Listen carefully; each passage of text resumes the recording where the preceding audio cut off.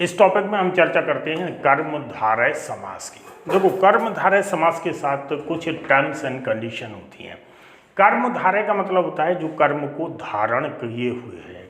कर्म को मतलब ऑब्जेक्ट है जिसके पास, ऑब्जेक्ट मतलब आप समझते हो ना, एक उद्देश्य होता है, ऑब्जेक्ट है जिसके पास, यानी कर्म धारण किए हुए है। तो यहाँ पर हम देखते हैं कि कर्मधारय समास को वैसे अगर देखा जाए तो भाई समास के दो पद होते हैं, अपन शुरू से पढ़ते चले आए। एक पूर्व पद होता है, एक उत्तर पद होता है। पूर्व पद जो है ना कर्मधारय समास का गौण होता है, उत्तर पद प्रधान होता है। जैसा कि यहाँ पे लिखा गया है कि कर्मधारय समास में पूर्व पद और उत्तर पद है। पूर्व पद उसका क्या है, गौण है। उत्तर पद उसका प्रधान होता है। पूर्व पद विशेषण होता है, उत्तर पद विशेष होता है, और पूर्व पद उपमेय भी हो सकता है और उत्तर पद उपमान भी हो सकता है। तो इसको हम दो कैटेगरी में मानते हैं। मतलब एक हमारी कैटेगरी रहेगी विशेषण विशेष की और एक रहेगी उपमान उपमेय की, उपमेय उपमान की रहेगी। तो यहाँ पर हम दो कैटेगरी से एग्जाम्पल लेते हैं। तो होगा तो क्या, कर्मधारय ही होगा, समास तो कर्मधारय ही कहलाएगा, लेकिन हम इसे दो कैटेगरी में बांट के देख सकते हैं। तो अगर हम देखते हैं पहले विशेषण और विशेष्य के बारे में बात करते हैं। विशेषण और विशेष्य के बारे में जैसे मैं एक एग्जाम्पल लेता हूँ कि आप देखो, जो कर्म जब होता है तो जो फल मिलता है वो फल किसको मिलता है, ऑब्जेक्ट को फल मिलता है। आपने पढ़ा होगा हिंदी में सब्जेक्ट मतलब क्या होता है, सब्जेक्ट मतलब जो विषय है, ऑब्जेक्ट और वर्ब, ये तीन चीज़ें जो बनती हैं तभी आपका सेंटेंस पूरा अर्थ दे पाता है, पूरा होता है। जो सकर्मक अकर्मक क्रियाएं पढ़ी होंगी आपने, और बाकी वाक्य जो विश्लेषण है, वाक्य विश्लेषण, वाक्यों को बनाना, ये सब पढ़ा होगा। नहीं पढ़ा होगा तो आगे ये टाइटल आएंगे। तो कर्मधारय समास में अभी तक जो है ना, हम एक एग्जाम्पल विशेषण विशेष का लेते हैं। तो जैसे हमने लिया है विशेषण और विशेष का, ये एग्जाम्पल लेते हैं हम इसके। जैसे एक आता है एग्जाम्पल सुहास। देखो बहुत सरल होता है, सुहास, सुहास। देखो यहाँ पे आपने देखा सु माने होता है सुंदर और हास माने होता है हंसी। तो यहाँ इसका जो विस्तार होगा वो क्या होगा, सुंदर है जो हंसी। सुंदर, तो देखो इस सुंदरता का श्रेय किसको मिला है, इस सुंदरता का श्रेय जो है ना ये हंसी को मिला है। और जब सुंदरता का श्रेय जो है ना ऑब्जेक्ट को मिला है, हंसी को मिला है, तो ये क्या है, कर्मधारय है। बस कर्मधारय की पहचान यहीं से की जाती है। मतलब हम विशेषण विशेष, इसमें विशेषण कौन है, इसमें विशेषण है कौन, सुंदरता। सुंदरता उसका क्या है, विशेषण। विशेष किसकी सुंदरता है, सुंदरता किसकी है, तो विशेष कौन होता है, ये हंसी। मतलब हंसी कैसी है, सुंदर है, तो हंसी, सुंदरता जो है वो क्या हो गई, सुंदरता हो गई आपकी विशेषण, और विशेष हो गया हंसी, जिसकी सुंदरता है वो विशेष हो गया। दूसरा आता है जैसे महावीर। देखो महावीर को हम ऐसे लिखते हैं, महावीर। महावीर मतलब महान है जो वीर। अब महान है जो वीर, देखो एक तो होता है महावीर, एक कर्मधारय भी है, और महावीर जो है ना हनुमान जी को भी कहते हैं। तो हनुमान जी को कहते हैं तो ये दूसरे समास में चला जाएगा, और जब भी ऐसा कोई कंट्राडिक्शन होता है तो फिर जो है ना इसको एक ही ऑप्शन में रखा जाता है। तो यहाँ पे हम महान वीर से मतलब हमें केवल क्या करना है कि महान है जो वीर। तो देखो वीर जो है वो क्या है, महान। महान क्या है, विशेषता है उसकी, महान विशेषण है, और किसका विशेषण है, वीर का। तो महान है जो वीर, तो ये क्या हो गया, इसको है जो को हमने हटाया, तो ये जो है ना क्या हो गया, महावीर हो गया। यहाँ पे हमें ये देखना पड़ता है, सबसे खास बात ये होती है कि जो विशेषण विशेष है, तो जिन शब्दों को हम हटा रहे तो अधिकतर में जो आता है, मतलब अधिकतर में ऐसे ही आएगा जो आएगा विशेषण विशेष वाले में। जैसे है सुलोचना, सुंदर हैं जिसके लोचन। भाई सुलोचना को देखो, जैसे सुलोचना है, सुलोचना। अब सुलोचना को जैसे है सुंदर हैं जिसके लोचन। लोचन मतलब होता आँखें, मतलब जिसकी आंखें सुंदर है। तो देखो सुंदरता विशेषण है और लोचन आंखें विशेष है, और किसकी सुंदरता दिखा रही, आंखों की सुंदरता। तो ये विशेषण विशेष हो गया है। जैसे आता है नवांकुर। नवांकुर का मतलब क्या होगा, नवांकुर। देखो नवांकुर। अब नव है जो अंकुर, नव है जो अंकुर, नव है जो अंकुर मतलब अभी अभी अंकुरित हुआ है, जो अभी अभी अंकुरित हुआ है तो वो क्या है, नवांकुर है। तो नव है जो अंकुर, ये क्या हो जाएगा, नवांकुर हो जाएगा। तो ये मतलब नव क्या है, नया, यानी ये विशेषण है। और किसका विशेषण है, अंकुर का, यानी अंकुराणुरा उसका विशेषण है, तो ये विशेष हो जाएगा। यहाँ पर अपन को विशेषण और विशेष से देखना होता है। जैसे अंधकूप, अंधा है जो कूप, तो कुएं का जो विशेषण है वो कैसा है, अंधा है, मतलब दिखाई नहीं देता, बहुत गहरा है। अंधकूप किसको बोलते हैं, ऐसे कुएं को जो बहुत गहरा होता है, तो वहाँ पे कुछ दिखाई नहीं देता, जलल नहीं दिखाई देता है, तो उसे अंधकूप कहते हैं। तो अंधा है जो कूप मतलब काफ़ी गहरा है। अधपका, आधा है जो पका, वो अधपका। महात्मा, महान है जो आत्मा। दुरात्मा, दुर्मानी होता बुरा, दुरात्मा दुर्मानी होता बुरा, मतलब बुरी है जो आत्मा। दुर है जो आत्मा, यानी बुरी है जो आत्मा। तो इसको अपन कर नील कमल, नीला है जो कमल, यानी नील कमल।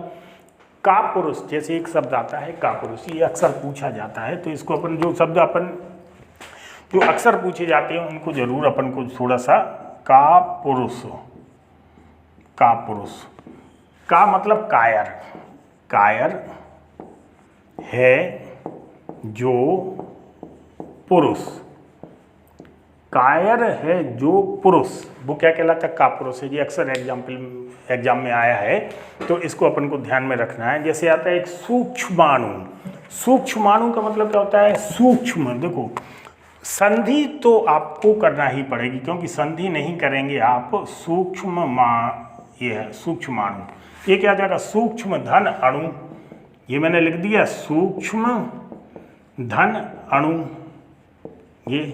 तो अब इसे अपन विग्रह कैसे करेंगे, सूक्ष्म है जो अणु, तो सूक्ष्म का मतलब तो बहुत छोटा, तो सूक्ष्मता उसका विशेषण है, किसका है, अणु का। अणु क्या हो गया, विशेष हो गया है।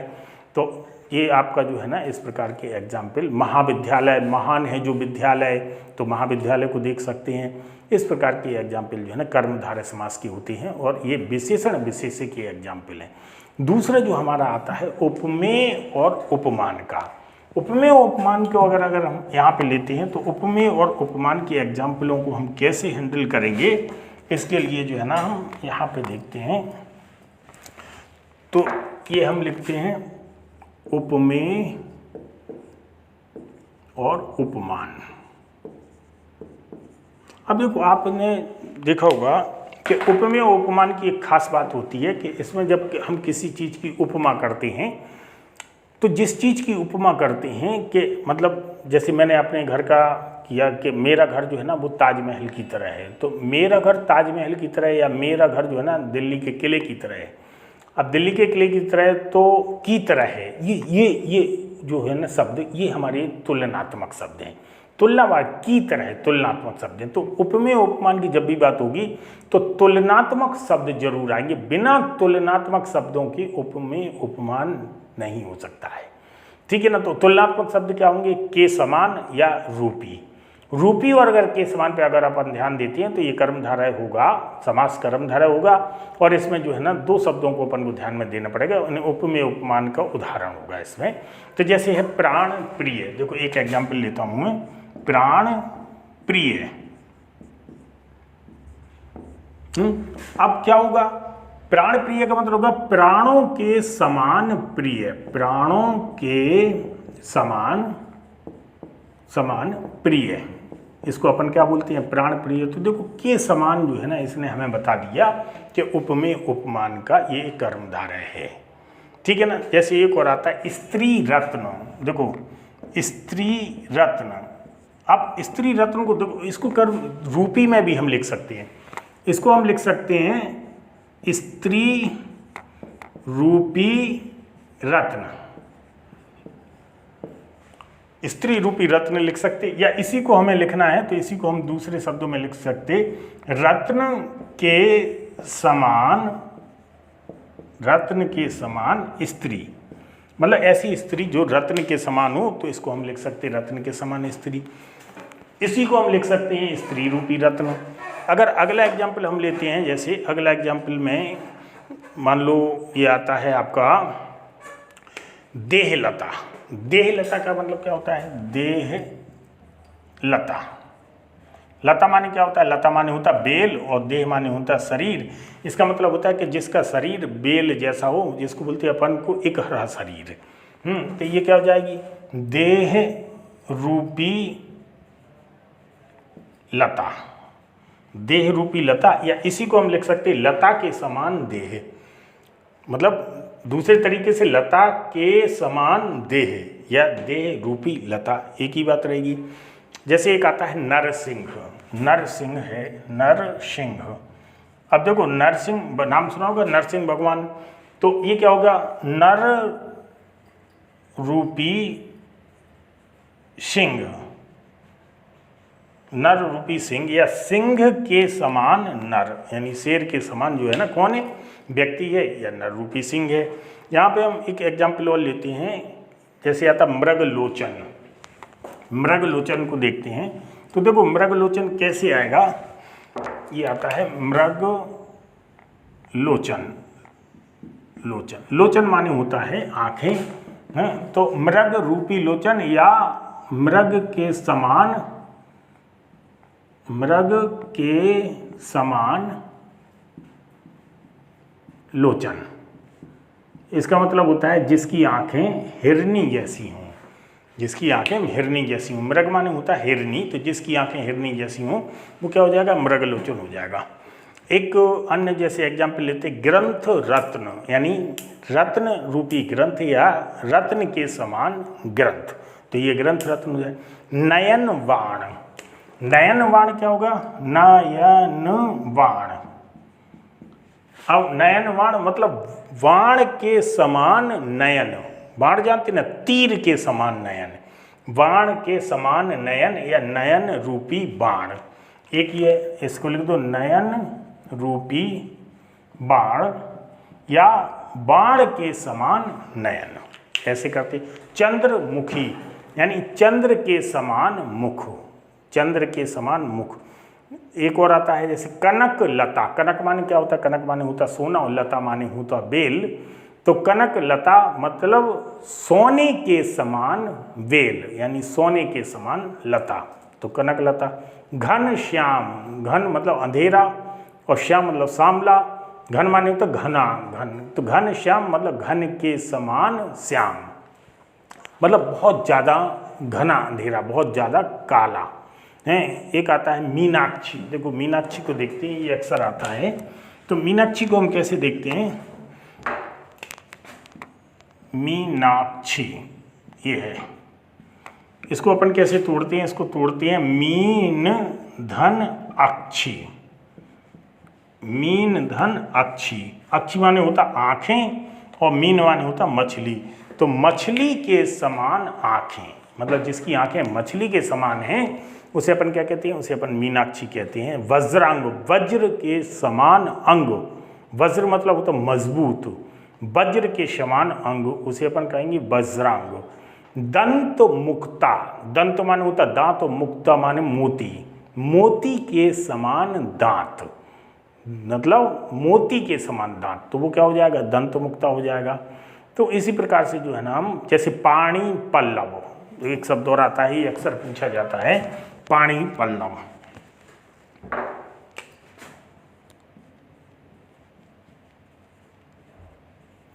पल्लव, पाणी माने होता है हाथ और पल्लव माने होता है पत्ते। पल्लव माने होता है पत्ते। इसका मतलब क्या होता है? इसका मतलब होता है कि पत्तों के समान हाथ, बिल्कुल पतले पतले पत्तों के समान हाथ, तो वो क्या हो जाता है? पाणी पल्लव हो जाता है। कनकाभ। कनक धन आभा। आभा माने होता है प्रकाश, जैसे लिखा है कनकाभो। अब इसको अपन कैसे तोड़ेंगे? कनक धन आभा। आभा या आभ। आभ माने क्या होता है? प्रकाश। और कनक माने होता है सोना, यानी सोने के समान चमक। यहाँ पे आभ से मतलब क्या है? चमक, यानी सोने के समान चमक। तो इस प्रकार के एग्जाम्पल जो है ना उपमेय उपमान के होते हैं। तो इसमें अपन ने दो चीज़ें ध्यान दी हैं, के समान और रूपी, ये जो है ना इसके साथ जरूर आते हैं। अगला जो हमारा जो है ना वो समास होगा द्विगु समास। द्विगु समास में क्या होगा? यहाँ पर जो है ना नेक्स्ट समास होगा हमारा द्विगु समास। तो उसमें क्या होता है, संख्यावाचक होता है। आपने देखा होगा जिसके पहले पद में संख्यावाचक पहला पद हो या परिमाणवाचक हो तो वो जो है ना द्विगु समास कहलाता है। तो ये आपका लिखा हुआ है। तो देखो इसकी खास बात क्या है, इसकी खास बात है कि इसका पूर्व पद गौण होगा, उत्तर पद प्रधान होगा, पूर्व पद कैसा होगा, पूर्व पद संख्यावाचक होगा या परिमाणवाचक होगा।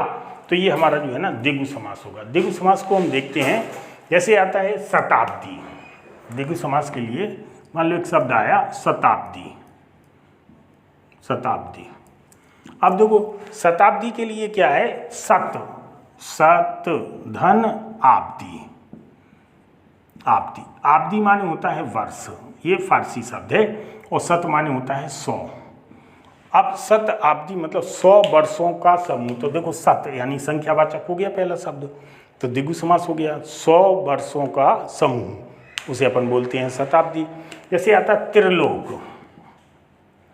त्रिलोक, त्रिलोक को हम जो है ना ऐसे लिखते हैं, त्रिलोक। इसका मतलब हुआ देखो त्रि आ गया, यहीं से अपनी पहचान हो गई, त्रि आ गया है। तो त्रि आ गया तो ये संख्यावाचक है। तो त्रिलोक मतलब 3 लोकों का समूह, तो त्रिलोक हो गया। तो ये 3 लोकों का समूह क्या हो जाएगा, त्रिलोक हो जाएगा। त्रिकाल, जैसे आया त्रिकाल। अब त्रिकाल को हम कैसे देखेंगे, तो देखो त्रि आ गया है, त्रि मतलब 3 कालों का समूह, तो त्रिकाल हो गया। जैसे आया पंचामृत, पंचामृत मृत, देखो तो पंच धन अमृत, पंच धन अमृत जी ऐसे हो जाएगा।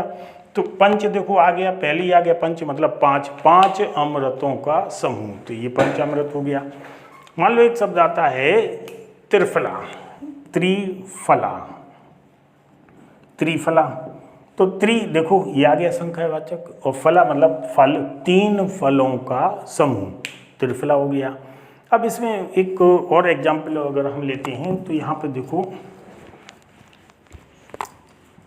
समूह और समाहार क्या होता है। देखो समाहार जो है ना वो समूह होता है, वो साथ साथ हो सकते हैं। समाहार का मतलब होता है उसी में इन्वॉल्व हो जाना, उसी के अंदर समाहित हो जाना, तो उसे अपन समाहार बोलते हैं। जैसे आपने देखा होगा सिंधु समूह की नदियाँ, सिंधु समूह की नदियाँ का मतलब होता है सिंधु नदी और उसके आसपास या उसकी जो सहायक नदियाँ हैं उसे अपन बोलते हैं सिंधु समूह की नदियाँ, समझ रहे हैं ना।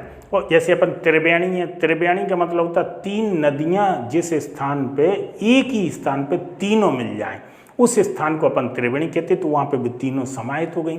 जैसे चौराहा है, 4 रास्ते एक स्थान पे जाके मिल जाते हैं तो वो चौराहा है, तो वो क्या हो जाता है, समाहार हो जाता है। चारों का समाहार, चारों रास्तों का एक जगह समाहार हो गया तो वो समाहार होता है। तो जैसे हमने देखा है नवग्रह, अष्टाध्यायी, मान लो हमने लिया है अष्टाध्यायी, अष्टाध्यायी। देखो अष्ट, अष्ट धन अध्याय, अध्याय, अध्याय का मतलब होता है चैप्टर, और अष्ट का मतलब होता है 8, जिसके अंदर 8 चैप्टर हों, जिसके अंदर 8 चैप्टर हों तो उसे अपन क्या कहते हैं, अष्टाध्यायी। तो देखो एक किताब है अष्टाध्यायी, पाणिनि की अष्टाध्यायी। तो पाणिनि की अष्टाध्यायी है, तो पाणिनि की उस किताब में 8 चैप्टर हैं, इसलिए उसको नाम दिया गया अष्टाध्यायी। तो देखो एक ही किताब में समाहित हो गया, तो ये क्या हो गया, 8 यानी अष्ट अध्यायों का समाहार, तो ये समाहार हो गया। जैसे अष्ट सिद्ध, अष्ट सिद्ध मतलब 8 सिद्धियों का समाहार।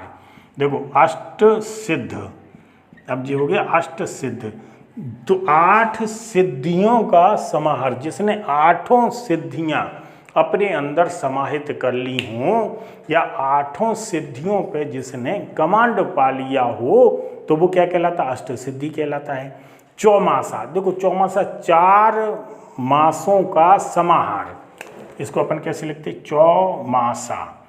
चौमासा का मतलब क्या हुआ, 4 मासों, मास मतलब महीना, मासों का समाहार, समाहार। अब देखो एक एक महीने को नहीं बोलते हम इसको, 4 महीने के जो बरसात के दिन होते हैं, जो 4 महीने, उनको अपन चौमासा बोलते हैं। अगर 1 महीने को लोगे तो वो चौमासी में नहीं आएगा। अब जैसे कहते क्या चल रहा है, तो कि बरसात का कोई भी महीना चल रहा हो तो आपसे पूछा जाएगा कि भाई क्या चल रहा है, तो आप कह देते चौमासी चल रहा है, देखो तो कैसा पानी बरस रहा हो। आप ये नहीं कहते कि जो चौमासी में सावन चल रहा, भादों चल रहा, पार का, इससे मतलब नहीं है, मतलब होता है चौमासी चल रहा है। चौमासी का सीधा अर्थ निकाल लिया जाता कि यहाँ पे जो है ना वो बरसात के दिन चल रहे हैं। तो 4 मासों का समाहार। एक और जैसे चवन्नी है, चवन्नी को आप जानते ही होंगे, चवन्नी अठन्नी से परिचित होंगे। तो ये चवन्नी जो अठन्नी है, जैसे चवन्नी यानी 4 आनों, आना आप जानते हो, आनों का समाहार। जैसे लिखा अठन्नी 8 आनों का समाहार। तो देखो 8 लिखा है ना, 8, ये 8 आ गया संख्यावाचक, ये 4 आ गया संख्यावाचक। तो अगर ये संख्यावाचक आ जाते हैं तो आप इसलिए सप्ताह है। सप्ताह किसको कहते हैं? 7 दिनों के समाहार को सप्ताह, उसमें 7 दिन इन्वॉल्व होते हैं। तो किस सप्ताह में? इसी सप्ताह में आ जाएंगे। आप दिन थोड़ी बताते, इसी सप्ताह में आ जाएंगे। तो मतलब इस 7 दिनों के अंदर अंदर आ जाएंगे। तो सप्तधन सप्ताह है, तो सप्तधन आए मतलब 7 दिनों का क्या हो जाएगा इसमें? समाहार। सप्ताह में 7 दिनों का समाहार हो जाएगा। दूसरा है त्रिवेणी, 3 बेणी, बेणी माने होता है नदी, 3 बेणियों का समाहार। जहाँ पे 3 नदी मिल जाती हैं उसे त्रिवेणी बोलते हैं। चौराहा, जैसे मैंने आपको बताया। एक आता है तिरंगा। देखो तिरंगा के संदर्भ में आप कैसे देखते हैं, तिरंगा का मतलब होता है 3 रंगों का समूह। और ये तिरंगा जो है ना, ये तिरंगा ध्वज है जिसमें 3 रंग उसी के अंदर समाहित हैं। तो ये जो तिरंगा है, ये हमारा तिरंगा हमारा राष्ट्रीय ध्वज है, उससे संबंधित है। और वैसे अगर 3 रंगों का कोई होता है तो वो समूह में जाता है, और तिरंगा जो है ना वो समाहार में आ जाता है। जैसे दिगु होता है, दिगु, देखो दिगु अपन पढ़ क्या रहे, दिगु समास, और ये है क्या? दिगु। जैसे ये है दिगु, तो दिव माने 2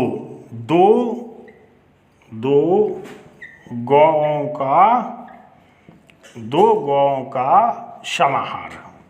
गौ मतलब 2 गायों का, तो दिगु हो गया 2 गौओं का। नवरत्न, 9 रत्नों का समाहार, तो नवरत्न हो गया। इस प्रकार से जो है ना दिगु समास होता है, जिसमें पूर्व पद पहला पद जो है ना वो संख्यावाचक या परिमाणवाचक होता है। और अगर ऐसा है तीसरे की ओर संकेत न करे वो शब्द, ध्यान रखना। कर्मधारय और दिगु में तीसरे की ओर संकेत नहीं करना चाहिए। तीसरे की ओर अगर संकेत करता है तो समास बदल जाएगा, ठीक है ना। तो अगले चरण में हम जो है ना अन्य समासों के बारे में चर्चा करते हैं। आशा है दोस्तों वीडियो आप सबको पसंद आई होगी। वीडियो से संबंधित आपको जो भी प्रॉब्लम है, आपका